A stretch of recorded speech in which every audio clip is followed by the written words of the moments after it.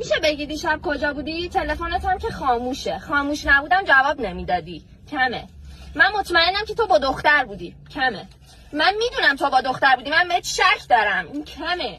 من نمیدونم تو باید من ثابت کنی که با دختر نبودی که الان تقریبا میشه گفت که ثابت شد. میتونم ببخشمه. یه چیز دیگه نداشتم بهت بگم. خیلی ممنونم. الان خیلی آروم‌ترم. مرسی. خدا رو شکر.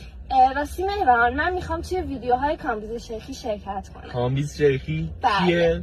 ایشون تو ویدیوهاشون داسمش میسازن. تازه اگه شرکت کنم جایزه میلیونی داره. باها مصاحبه میکنن منم معروف میشم. نمیخواد. بده پولا رو بده.